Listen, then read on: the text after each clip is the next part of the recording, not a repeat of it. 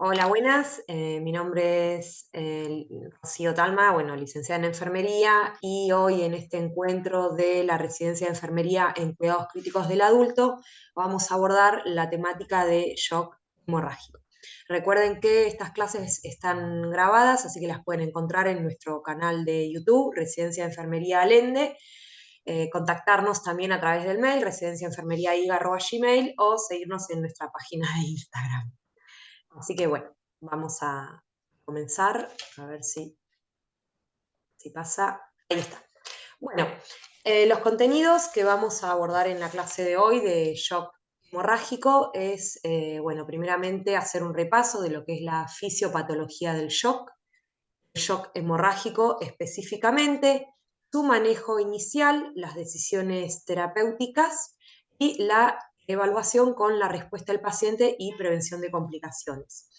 La bibliografía fue tomada del ATLS, ¿sí? En concordancia también con el ATCN, que son los cuidados avanzados en trauma para enfermería, que bueno, llegan a nuestro país, es una organización internacional, llegan a nuestro país a través de la Fundación Trauma. ¿Sí? Así que bueno, para empezar es recordar un poco la fisiología básica cardíaca. Más que nada es un concepto que tenemos que tener muy en cuenta lo que es el gasto cardíaco, que bueno, es el volumen de sangre que el corazón bombea por minuto para perfundir adecuadamente de oxígeno y nutrientes a todas las células del cuerpo humano. ¿Sí? La fórmula del gasto cardíaco es frecuencia cardíaca por volumen de eyección del ventrículo izquierdo. Lo que es la frecuencia cardíaca obviamente es fácil de sacar, pero se complica un poco cuando hablamos del volumen de eyección. Para hablar de esto, de volumen de eyección del ventrículo izquierdo, recordemos que tenemos implicado lo que es la precarga cardíaca, que tiene que ver con el sistema venoso, el retorno venoso más bien, que llega a través de la vena cava superior e inferior a la aurícula derecha. Un dato a tener en cuenta que dentro del volumen intravascular el 70% se encuentra dentro del sistema venoso. Dentro de lo que es la precarga nos vamos a encontrar principalmente con el tipo de shock hipovolémico. Después tenemos lo que tiene que ver con la contractibilidad miocárdica, que tiene que ver con el órgano cardíaco específicamente, tiene que ver con la fuerza que tiene el corazón de contraerse y ahí inyectar a través de sus ventrículos el volumen sistólico. ¿Sí? Acá lo que prima es el shock obstructivo o el shock cardiogénico. Y después tenemos lo que es relacionado, obviamente, lo que es la poscarga, que es la resistencia vascular periférica, donde prima lo que es más que nada el shock distributivo. ¿Sí? Esto quiere decir el shock anafiláctico, el neurogénico y el shock séptico, más que nada que tiene que ver con la vasodilatación del sistema venoso periférico y del sistema arterial, en realidad, no es venoso, es arterial. Ah, perfecto, ahí se nos une Cami. Así que bueno, dando este repaso, a ver si se suma Cami. A ver, ahí está. Pero vamos a esperarla un poquito. Tere, cualquier cosa me vas diciendo, vas pausando y vamos repasando algunos conceptos. Hola Cami, ¿cómo estás? ¿Nos escuchás bien? Ese silencio. Hola, ¿cómo andan? Hola Cami, ¿cómo andamos? Buenísimo, buenísimo por sumarte. Bueno, seguimos. Igual está siendo grabada la clase, Cami, te aviso por las dudas. Pero bueno. Bueno, entonces, ¿cómo se define el shock en general sin hacer énfasis en cada uno de los subtipos de shock? El shock es un síndrome que se caracteriza por la incapacidad del corazón y de la circulación periférica para mantener una perfusión adecuada a los órganos vitales, ¿sí? Cuando hay shock hay hipoxia tisular y fallo metabólico celular, ya sea por el bajo flujo sanguíneo o por una distribución irregular de esta. Entonces, cuando hablamos de shock, hablamos de fallo circulatorio, ¿sí? Que acarrea lo que es un aporte inadecuado de oxígeno. Tenemos que tener en cuenta que cuando hablamos de aporte inadecuado de oxígeno a las células, las relacionamos con lo que es célula, tejido, órgano, ¿sí? Entonces, una célula que no está recibiendo adecuadamente oxígeno y nutrientes es un órgano que va a estar mal perfundido, entonces va a estar en mal funcionamiento, ¿sí? Bien. Perfecto. Bueno, entonces, repasando un poco lo que es la fisiopatología del shock, es lo que pasa entonces a nivel celular ante esta hipoxia, ¿sí? Esta falta de oxígeno celular. Bueno, se produce lo que es un metabolismo anaeróbico, ¿sí? O sea que pasa del metabolismo aeróbico con consumo de oxígeno por parte de la célula a un metabolismo donde no está recibiendo oxígeno, entonces pasa a un metabolismo totalmente anaeróbico en la que da por resultado la producción de ácido láctico. Esta producción de ácido láctico lo que me lleva es a la producción de acidosis metabólica, ¿sí? Por eso se dice que lactato es un marcador, digamos, de shock, ¿sí? Bien. Además de no recibir oxígeno, la célula lo que se produce es una disminución en la producción de energía, ¿sí? Hay una producción reducida del ATP celular. Este agotamiento de ATP lo que me va a provocar es una disminución en los procesos metabólicos celulares que dependen de la energía y se va a empezar a dañar la célula, ¿sí? Lo que va a ocurrir, la membrana celular se va a lesionar, va a perder la integridad de la membrana, entonces va a haber una alteración en el gradiente eléctrico normal. ¿Recuerdan de eso que se veía que para el funcionamiento celular estaba el intercambio iónico de sodio-potasio a través de la membrana celular? Entonces, por la disminución de energía celular, esa membrana celular se va a romper, va a haber una migración de sodio, que principalmente se encuentra en el espacio extracelular, va a haber una migración de sodio al espacio intracelular, ¿sí? Viste, Tere, y Cami, ¿se acuerdan que el sodio generalmente está en el espacio intravascular en mayor cantidad, que lo tenemos de 135 a 145, hay poco potasio en el espacio intravascular. A nivel adentro de la célula hay mucho potasio y poco sodio. Y entonces se rompe la membrana celular, entra el sodio a la célula. Entonces, cuando entra sodio a la célula también arrastra agua, arrastra líquido. Entonces se produce el edema celular. Muchas veces vemos a los pacientes que están en shock, los vemos en terapia, generalmente edematizados. No es solamente por el éxtasis de líquidos, por la falta de movimientos y la disminución del drenaje venoso, sino que es también esto, se provoca lo que es el edema, se produce el edema celular, ¿sí? Así que bueno, cuando evoluciona el shock, se produce la isquemia, ¿sí? La falta de oxígeno en la célula, que se asocia a muerte celular. Entonces se va a dar origen a lo que es el fallo del órgano afectado. Dentro de las etapas del shock hay una de las complicaciones que se llama el fallo multiorgánico. ¿Sí? Eso es cuando todos los órganos del cuerpo empiezan a fallar. ¿Sí? Empieza a fallar la hemodinamia, empiezan a fallar los riñones, empieza a fallar el hígado. Eso es el fallo multiorgánico, ¿sí? Que es por esto, ¿sí? Por la hipoxia celular sostenida. Bien, ahí. Bueno, entonces, en resumen, podemos definir al shock como hipoperfusión celular, ¿sí? Acá, por ejemplo, nosotros tenemos esta imagen que es muy clara, que es el corazón, que vendría a ser la bomba, ¿sí? Que con cada contracción perfunde a través de la sangre, a través de la hemoglobina, lo que son las moléculas de oxígeno, ¿sí? La lleva hacia el tejido, ¿sí? Entonces, si nosotros, por ejemplo, tenemos alguna alteración en el retorno venoso, ¿sí? Que me llena al corazón de volumen intravascular, tenemos un déficit ahí, o tenemos una alteración en la bomba, ¿sí? Que con cada contracción va a eyectar eh, esto lo que me va a permitir perfundir los tejidos, o una alteración en la volemia, lo que me va a causar es que al tejido no le llegue adecuadamente las moléculas de oxígeno, ¿sí? Entonces vamos a tener lo que es la hipoperfusión.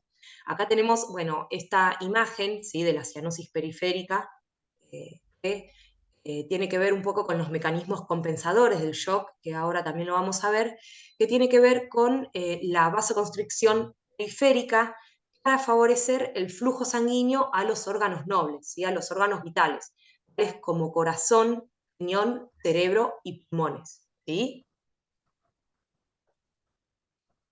Bien. Dentro de los principales signos y síntomas del shock, nos vamos a encontrar más que nada con lo que son los signos clínicos. ¿Sí? Tal vez la bibliografía hablaba de que a lo que es la hipotensión no había que darle mucha bola, o sea, no había que ponerlo como en el... ¡Ay, quedé pausada! No había que tenerlo como en el top 10, pero sí tener más que nada en cuenta lo que es la presión de pulso. ¿Sí? ¿Por qué? Que cuando nosotros percibimos la hipotensión sistólica es cuando ya se perdió el 30% del volumen intravascular en una hemorragia. ¿Sí? Entonces, donde nos tenemos que guiar primeramente es en la presión de pulso. ¿Sí?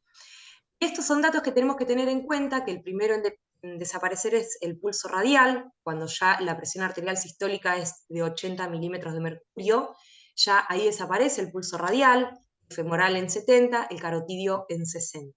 ¿Sí? Después también lo que recomienda la bibliografía es guiarnos por los signos clínicos de hipoperfusión de tejidos, como lo que es la alteración en el nivel de conciencia. Nosotros sabemos que hipoxia es igual a excitabilidad, hipercamia es igual a letargo. Lo que es el ritmo diurético, disminución del ritmo diurético, lo vamos a ver cuando nos encontramos ante un shock hemorrágico grado 3 o grado 4. Ahora vamos a ver con qué porcentaje de pérdida del volumen plasmático nos referimos con esto. O sea, la disminución del ritmo diurético aparece, pero más tardíamente. ¿Sí? El primero en aparecer es la pérdida de la presión de pulso. También aparece alteración en el nivel de la conciencia y alteración cutánea. Y la alteración cutánea también es uno de los principales signos, ¿sí? de hipoperfusión. ¿Por qué? Porque hay vasoconstricción periférica. ¿Sí? Para esto, para oxigenar y nutrir a los órganos nobles. La vamos a ver evidenciada por palidez, relleno capilar lento menor a 4 segundos y frialdad ante el tacto de la piel. Y como hablábamos recién del metabolismo anaeróbico celular, la hiperlactatemia suele estar presente.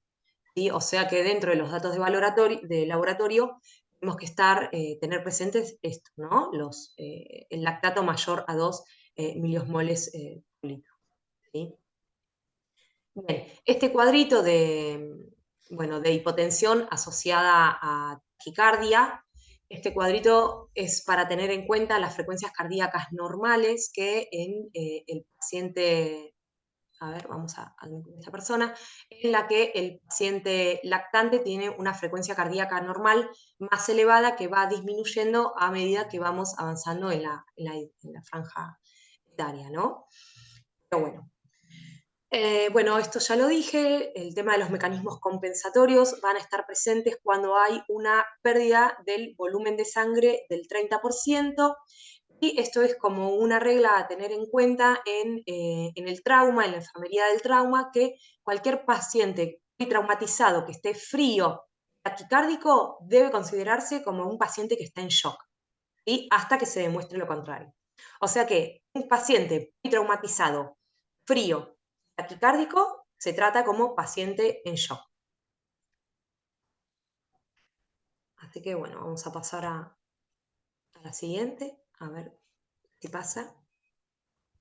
Ah, porque le puse animaciones. Ajá. De como Cami. Bueno, dentro de lo que son los ¿eh? Estás como yo, digo. Sí, sí, sí. No, dentro de los mecanismos fisiológicos compensadores ante la presencia de un shock, vamos a tener lo que son las respuestas compensadoras, que incluyen lo que es la liberación al torrente sanguíneo de las hormonas vasoactivas, ¿sí? Que se producen generalmente en lo que es la glándula suprarrenal. ¿Sí? Tenemos como lo que es principalmente las catecolaminas, las betaendorfinas, las bradykininas, citoquinas, bueno, la adrenalina, noradrenalina son las hormonas vasoactivas, ¿sí? También que se producen a este nivel de la glándula suprarrenal. Lo que van a producir principalmente va a ser la vasoconstricción progresiva de la circulación cutánea, muscular y visceral, para, como ya lo mencionamos, preservar el flujo sanguíneo a los órganos nobles, y un aumento de la frecuencia cardíaca para compensar el gasto cardíaco. ¿Sí? Recordemos que acá volvemos mucho a lo que es la fisiología del gasto cardíaco. ¿Sí? Frecuencia cardíaca por... ¿Sí qué? A mí. Hay alguien que está preguntando que no escucha. ¿Vos sabés cómo hacer para que la otra persona encienda el volumen? Porque creo que debe ser de algún botón que Ah, no apretó. ah, eh, a mí me figura como que puede hablar y no, debe ser algo del dispositivo. Yo no sé si tiene auriculares o tiene que conectar el audio de la computadora o del dispositivo.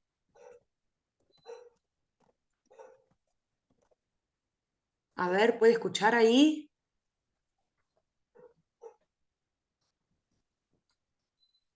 ¿O hablar?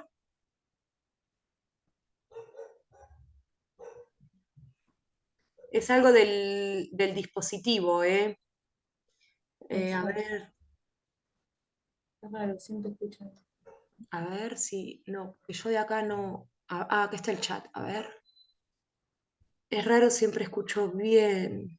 Ahora reviso de nuevo, a ver, dale. O subir el volumen, costadito. Supongo que si no queda grabado. Ah, claro, no escucha ella. Si querés seguir, porque de última le mandamos el link de la grabación, así no se acaban los minutos. ¿Querés? Dale, dale, sí. Dale, buenísimo. Bueno, entonces estábamos hablando de lo que son los mecanismos compensadores fisiológicos ante la respuesta de un shock. ¿Sí? Bueno, perfecto. Y otro dato a tener en cuenta, que la estimulación simpática produce lo que es la glucogenólisis, ¿sí? Que conlleva a lo que es la elevación de la glucosa en sangre, muy común en el shock. Por eso muchas veces los pacientes que están en shock nos indican, tenemos la indicación de control de glucemia cada 2 horas, en lo que nosotros a veces no le damos mucha pelota, o control de glucemia por turno, pero tiene que ver con esto, ¿sí? Con la estimulación simpática que provoca lo que es el pasaje de lípidos, la producción desde lípidos a glucosa, ¿sí? Bien, perfecto. Esperen que ahí está. Así que bueno, para repasar un poquito lo que son los tipos de shock, tenemos 4 tipos de shock. Hoy en día se habla de un quinto tipo de shock, que es el shock traumático, pero bueno, está recién estudiándose, en poca bibliografía. Así que bueno, vamos a hacer mención a estos 4 tipos de shock. Tenemos lo que es el shock cardiogénico, que tiene que ver más que nada con el fallo de bomba. Por ejemplo, en una fibrilación ventricular, en un infarto agudo de miocardio, ¿sí? Lo que es el shock hipovolémico, que es el que nosotros vamos a hacer referencia hoy, que está más relacionado al fallo de volumen intravascular. Después tenemos el shock de tipo distributivo, que es más asociado a lo que es la poscarga, donde hay una disminución de las resistencias vasculares sistémicas, y es ahí donde se encuadra lo que es el shock séptico, el shock anafiláctico y el shock neurógeno, ¿sí? Por último, tenemos el shock obstructivo, que hay una obstrucción externa al llenado cardíaco, como lo vimos el otro día con Tere, que está lo que es el taponamiento cardíaco o el neumotórax a tensión. ¿Sí? Bien, perfecto. Para repasar un poco lo que es el shock hipovolémico, tenemos que retomar un poco lo que es la distribución de líquidos en el cuerpo humano. Nosotros sabemos que del peso corporal total, del 45 al 80% de ese peso corresponde a los líquidos, ¿sí? Depende obviamente de la edad del paciente, del sexo y si es obeso o no es obeso. En los pacientes lactantes el porcentaje del componente de líquidos es mayor, ¿sí? Se estima que es un 80%, y en la etapa adulta, en la vejez de la vida, el porcentaje de líquidos es del 45%. Por eso los adultos mayores son más susceptibles a lo que es la deshidratación. Bueno, entonces tomemos en referencia lo que es un adulto promedio, que el porcentaje del volumen de líquidos es del 60%, el 40%, o sea, 2/3 del volumen total de líquidos corresponden al espacio intracelular, donde hay poco sodio y mucho potasio, el 20% restante al líquido extracelular, ¿sí? Donde hay mucho sodio y poco potasio. De este 20%, el 15% corresponde al líquido intersticial, como el sinovial, pleural, líquido cefalorraquídeo, y el 5% restante es el líquido intravascular, ¿sí? Encima que son de 5 a 7 litros de sangre. O sea, fíjense, dentro del volumen intravascular de lo que es la sangre, qué poquito porcentaje ocupa en la distribución de líquidos, ¿sí? Y qué importante que es para nosotros. Así que bueno, y dentro de los componentes sanguíneos, recordemos que el 45% de la sangre total corresponde a los elementos formes, o sea, glóbulos rojos, glóbulos blancos y plaquetas, y el 55% al plasma. El plasma está constituido en su 91% por agua, 7% de proteínas y entre 1 y 2% son lo que son las hormonas, los gases, ¿sí? Los nutrientes, ¿sí? Para tener en cuenta. Así que bueno, ay, no se ve ahí arriba, pero bueno, dentro de lo que es el shock hipovolémico, también tiene que ver más con el volumen intravascular, ¿sí? Este volumen intravascular puede estar alterado por pérdida del volumen plasmático, ¿sí? O sea, netamente del plasma de ese 55%, puede ser causas por quemaduras, peritonitis o aumento de la permeabilidad capilar en la sepsis, pérdida de aguas y electrolitos, ya sea en las diarreas, en los vómitos, en el uso excesivo de diuréticos, o la pérdida de sangre, ¿sí? Como lo que son las hemorragias, ¿sí? O sea que el shock hemorrágico es una variante del shock hipovolémico, y se encuadra dentro de lo que es el shock hipovolémico. Así que bueno, dentro de lo que es el ATLS, ¿sí? Del paciente traumatizado, el shock se divide en shock hemorrágico y en shock no hemorrágico, ¿sí? Esa es la clasificación que le da el ATLS al shock. Bueno, el shock no hemorrágico, ya lo dijimos recién, el shock cardiogénico en el trauma se puede dar más que nada por una embolia aérea o infarto por lesión, el shock obstructivo en el trauma por el taponamiento cardíaco y el neumotórax a tensión. No nos vamos a detener a explicar cada uno, porque no tenemos mucho tiempo, pero bueno, ahí hay una breve descripción para que después la quieran leer.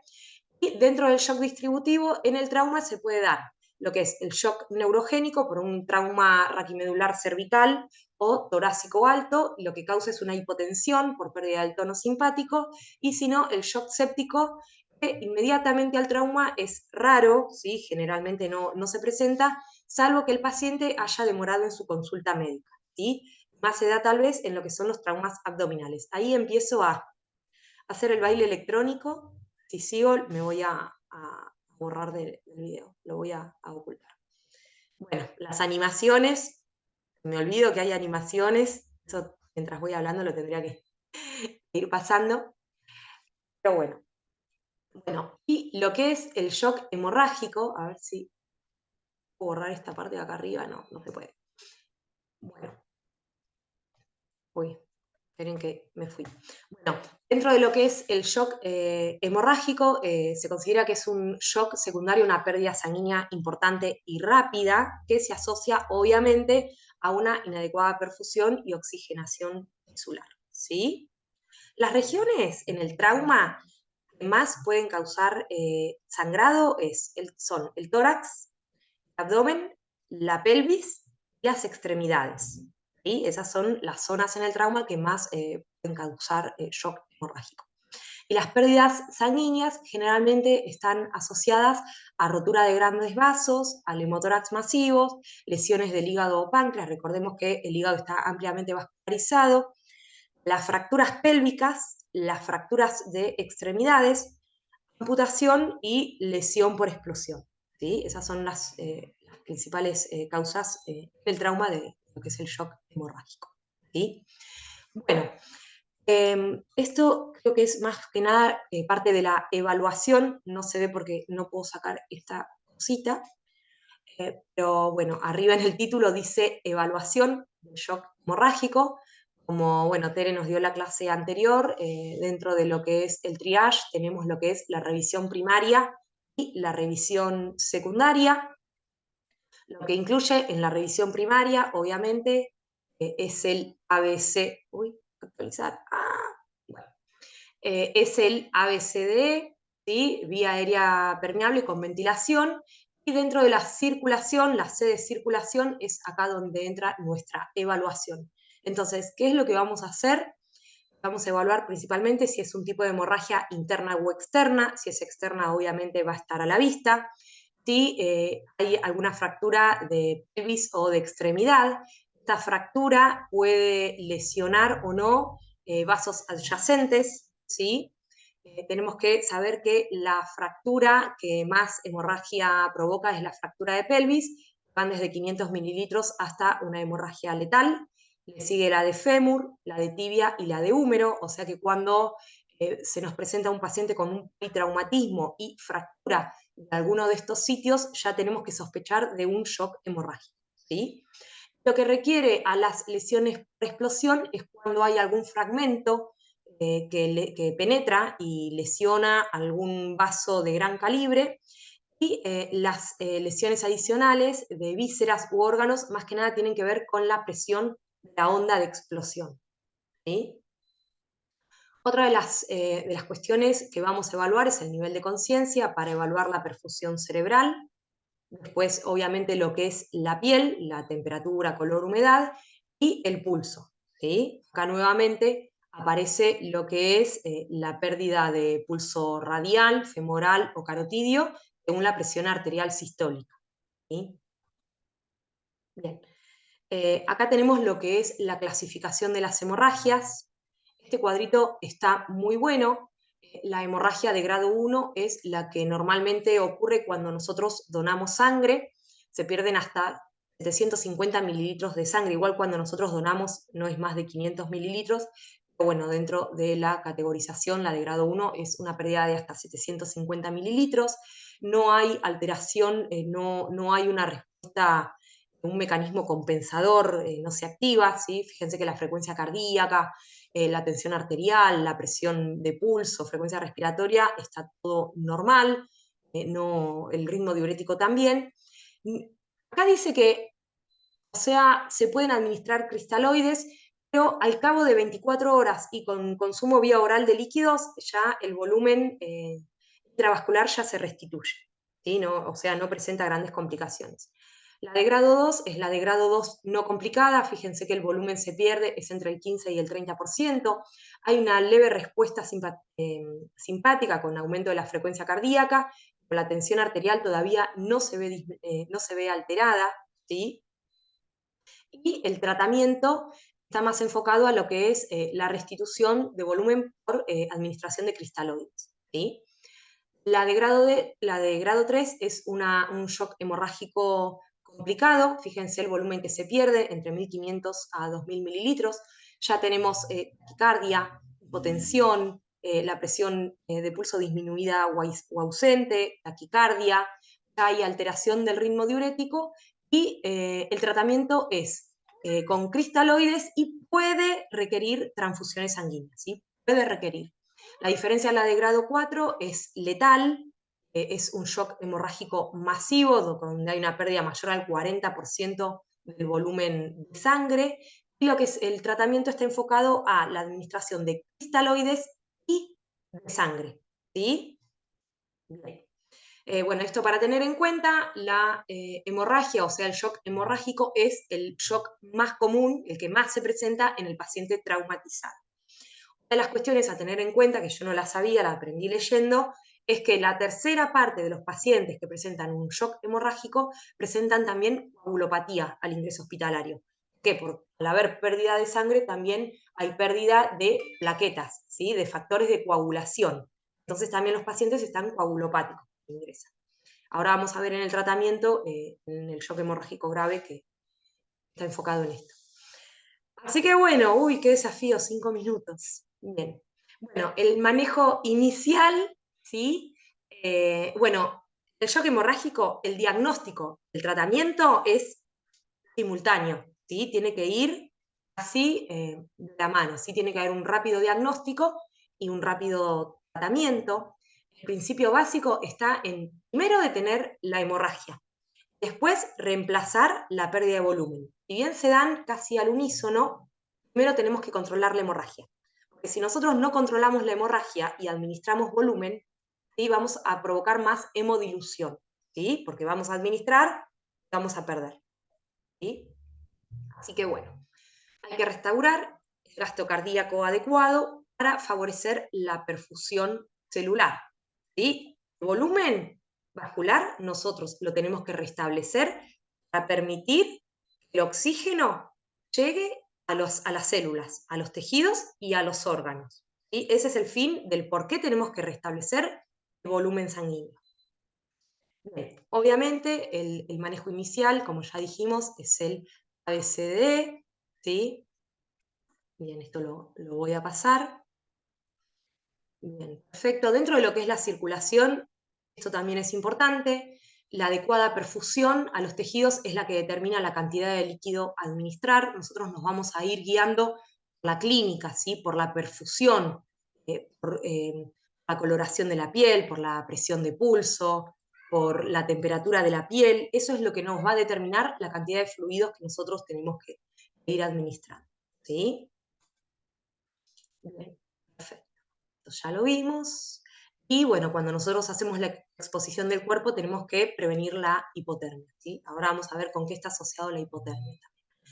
Así que bueno, vamos a hacer primeramente dentro del tratamiento, vamos a hacer lo que es el control de la hemorragia, aplicando presión sobre el sitio de sangrado.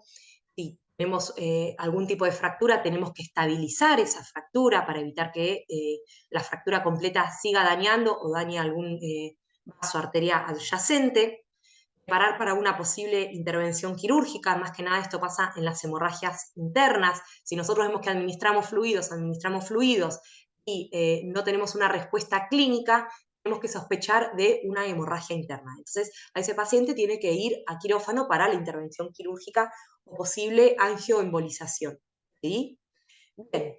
Ante sospecha de taponamiento cardíaco, el tratamiento de elección es la toracotomía y si no, el drenaje pericárdico.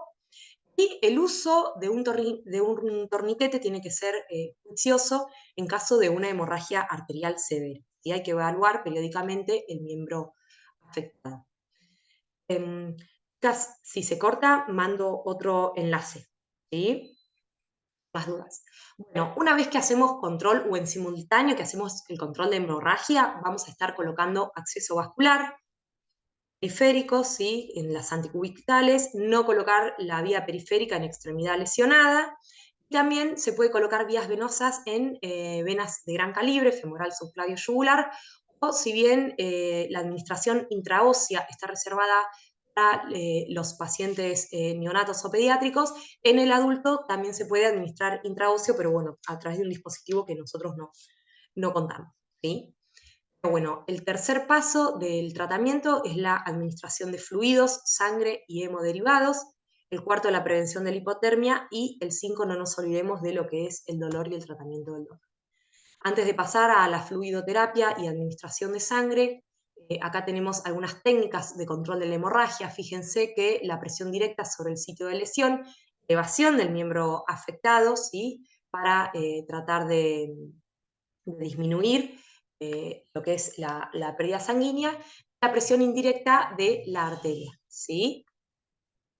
Otro tipo de mecanismo de control de la hemorragia, obviamente lo que es la presión directa con apósito. Recordemos de que no tenemos que retirar el apósito si está impactado de sangre, porque ahí también estamos retirando el tapón plaquetario que se está formando, sino que tenemos que colocar otro apósito encima y otro encima y así ir ejerciendo presión, ¿sí? Hasta que podamos controlar la hemorragia. Bueno, en esta imagen tenemos los sitios de presión ante una hemorragia. Así que bueno, restauración del volumen, el objetivo es restaurar el gasto cardíaco y la perfusión celular. Hay un concepto que se habla de lo que es hipotensión permisiva, que lo que tiene que ver es no generar una hipertensión o una presión arterial muy elevada para no romper, no empujar ese tapón plaquetario que se está formando, ¿sí?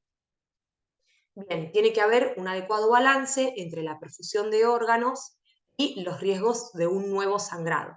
Y no vamos a buscar una presión excesivamente elevada, ¿sí? Sino que un adecuado balance nos lleve con la hipotensión permisiva a la adecuada perfusión de órganos.